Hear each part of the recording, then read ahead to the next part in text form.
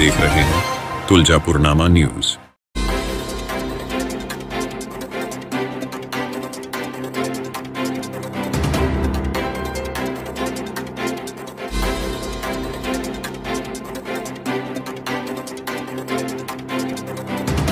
मुतारची सोय सुद्धा त्यांनी केलेली नाही। या संघात मुतार बांधलेला आहे, परंतु त्याला कुलूप लावलेला आहे।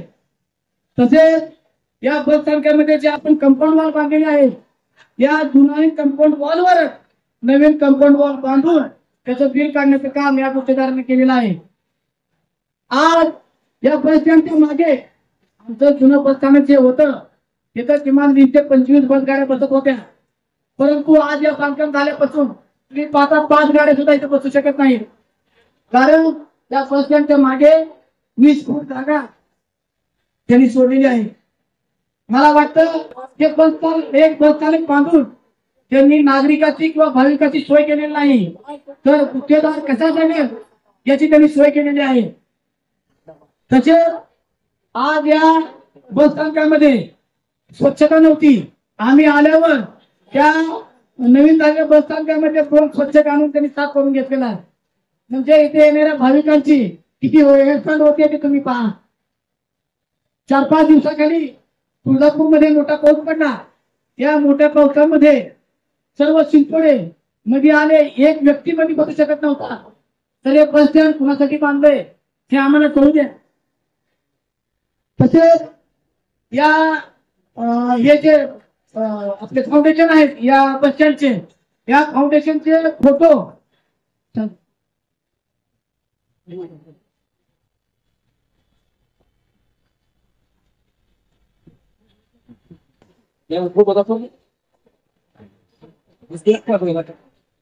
हे काम किती निपुण दर्शन झालंय मी तुम्हाला दाखवत आहे।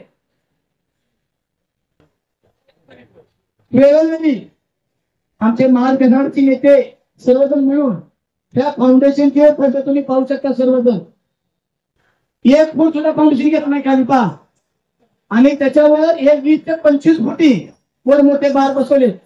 मी स्वतः सिव्हिल इंजिनियर आहे, तुम्हाला सांगतो एखादं मोठं वादळ मोठा पाऊस आला तर 100% हे राहणार नाही। त्याच्यामध्ये सिमेंटचा वापर केलेला नाही, पूर्ण दहशत वापरून हे काम केलेलं आहे। तरी शासनाला विनंती आहे की त्वरित या गुत्तेदारावर आणि या भ्रष्ट जे अधिकारी याच्यामध्ये कोण आहे त्यांच्यावर त्वरित कारवाई होणं गरजेचं आहे। त्यांच्यावर कारवाई नाही झाली आणि जे बिलं काढलेले आहे त्या बिलाची वसुली नाही केली तर महाविकास आघाडी याच्यापेक्षा तीव्र आंदोलन छेडणार आहे। तर तुम्ही बघू शकता की त्याला कुणी बोलावून ठेवलेले आहे। मला वाटतं 1.5 महिने झालं या बस स्टँडचं उद्घाटन माननीय प्रतापी सर नाईक साहेब तसेच आपले तालुक्याचे आमदार यांनी हे काम उद्घाटन केलेलं आहे। मला वाटतं उद्घाटन नाही आमदाराला न पूर्ण काम होता, त्यांनी हे काम पूर्ण करण्याचा घाट म्हणजे उद्घाटन करण्याचा घाट घातला होता। या बस स्टँडची जी कडेची भिंत आहे व जी कंपाऊंड वॉल आहे, हे जुनं कंपाऊंड वॉलवर नवीन कंपाऊंड बांधलेलं आहे। तुम्ही तिकडे एकदा कॅमेरे करून त्या त्याला प्लास्टिक केलं नाही त्या कंपाऊंडला।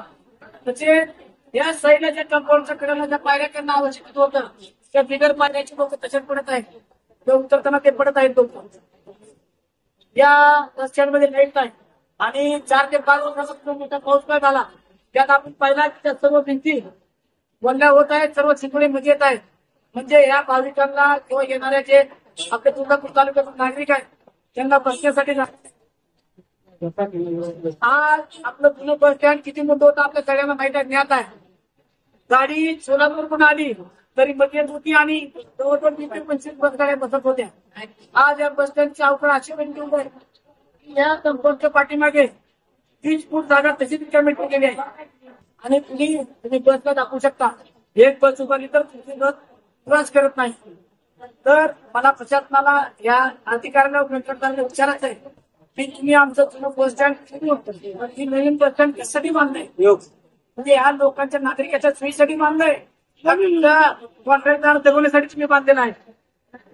महत्वाची गोष्ट आपल्या प्रसार माध्यमातून मला कळतंय की याची निविदा 3,69,00,000 निविदा होती. ती शेवटपर्यंत 7,91,91,00,000 नेऊन म्हणजे डबलच्या पुढे जाऊन ती निविदा ठेवण्यात आलेली आहे.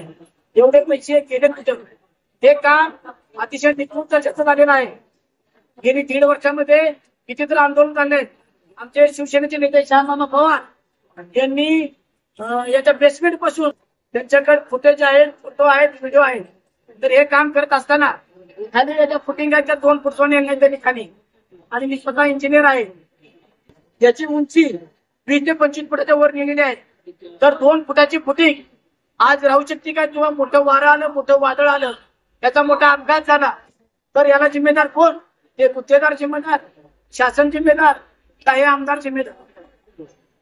मी आपणास सांगू इच्छितो की 1.5 वर्षामध्ये कितीतरी लोकांनी आंदोलन, उपोषण याच्यासाठी केलेलं आहे. परंतु हे शासन गाढ गर्भेत झोपलेलं आहे. या उलट त्यांनी निविदा 3,69,00,000 निविदा 7,91,91,00,000 नेऊन ठेवलेली आहे. म्हणजे हे शासन तिथे निवडवलेलं आहे. पहा, जर आमच्या या मागण्या त्वरित मान्य नाही केल्या तर आम्ही याच्यापेक्षा तीव्र आंदोलन छेडू आणि या बस सुद्धा मध्ये येऊ देणार नाही याची शासनानं नोंद घ्यावी.